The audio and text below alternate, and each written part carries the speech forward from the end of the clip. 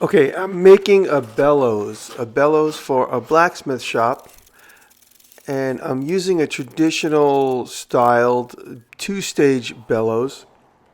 And what happens is it fills the top chamber with air when you pull up the bottom chamber. I'll call them flaps. When you pull the bottom flap up, it fills up the top, and gravity pulls the top flap down while the bottom one is going down and recycling air again or recharging. And a big part of a bellows, like one of the main attributes of a blacksmith bellows, is the leather that is used to create the flexible part around the outside and also for the hinges. And what you see me making right there is the bottom valve.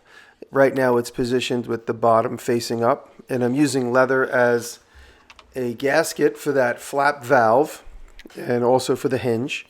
And since this will be trapped with the leather of the bellows pretty much forever, unless I really dissect the machine again, I got to make sure that those screws and glue are really going to be the final result for those pieces on the valve.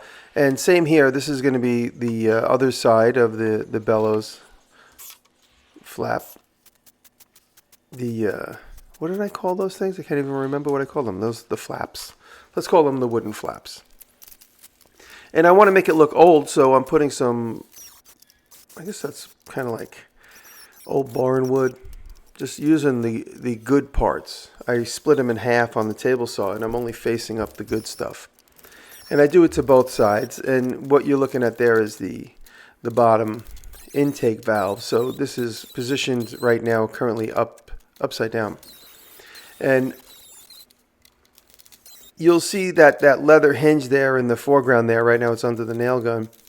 I will cover it up again. But right now I'm preparing all the flaps to make them look traditional and old. I used plywood just for the ease of making, but I did make it in a traditional sense. So you see we have the middle flap, which is solid, the top flap, which is solid, and the bottom flap, and then the other two in between are really just to support the leather, for which I'm making a pattern right now. That's just some old photography seamless that I was able to wrap around. I made a little bit of a mistake here, and you always go to school on the first one, and this is the first bellows that I've ever made. But I should have put a dart right there where my hand is, or maybe even split the dart between the top and the bottom. You'll notice later how I come out with a little bit of leather bunched up on the bottom. Now this is a nice soft, subtle, supple leather.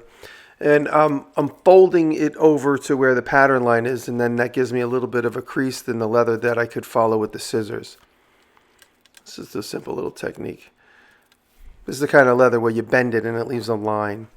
And so the piece of leather wasn't big enough, so I had to stitch in this piece. And I'm using PVA glue just to ensure all my joins are working well. And this, of course, I want to throw it through the sewing machine. And by putting some PVA glue on there, it's flexible and it works really well on leather and wood. And I had to extend it a little bit there. And now I'm using the Weaver 303, which is a fantastic machine. I never ever experience a snarl up. Usually most sewing machines get some kind of snarl up with if you have your bobbin thread gets balled up on the bottom. I've been super lucky with this machine. It works great.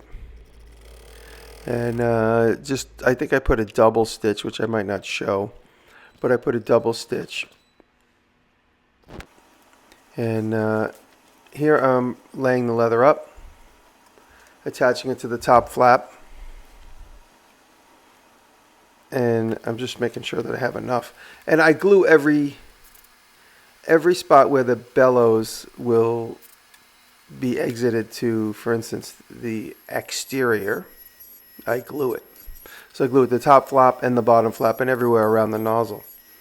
Now I'm using the table saw to rip this thick leather. This is like an 8-ounce veg tan painted.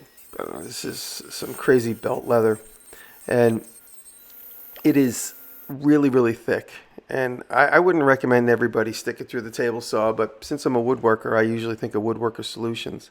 And there you can see me just flooding that top joint with glue just to make sure, because that's really where the air is going to be it's going to be pressurized once you start pumping this thing. And I needed that belting around every joint just to reinforce the nails. And then I had to separate each one of the flaps. So to separate them evenly, I stuck a chunk of wood between them. Each piece of wood is 6 inches.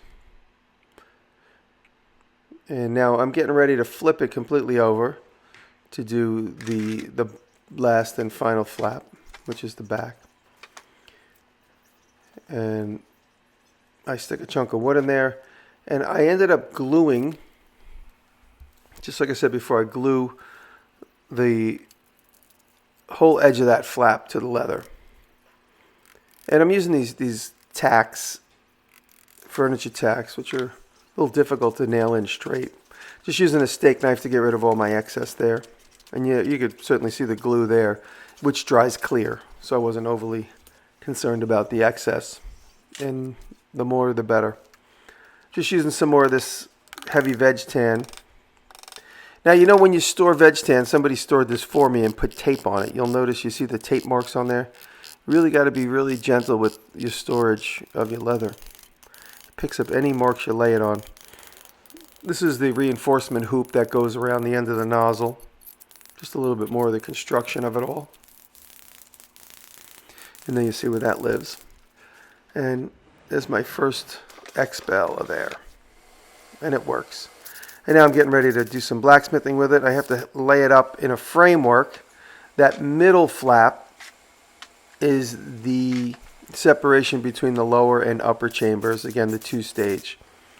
And you'll notice once we get the machine working, or the bellows working, it lives inside this framework. And the bottom flap goes up and down and charges the top chamber. So the bottom flap, the bottom chamber, charges the top chamber, and gravity is constantly wanting it to settle while it's being refilled from the bottom chamber. And this is just, again, just a traditional concept. And there you see how much there's too much leather on the bottom. I should have put a dart in it, but you live and learn. Next one I make, I'm going to make perfect, because this one I figured out everything I did wrong. And you govern the air that comes out of it by the orifice. And once I set it up to my little brake drum forge you see right here, reduced it down to that 2-inch tube with just a little collar inside of the wooden tube, and we got a good constant flow of air. And there you see the bellows just filling up, and that top chamber wants to drop. Once that top flap wants to drop, it keeps the air constant. Bottom charges the top, and gravity keeps the air flowing. You get a good idea when you look at that bellows behind me while it works. This was a fun one. Another traditional tool made with leather. Thank you, Weaver.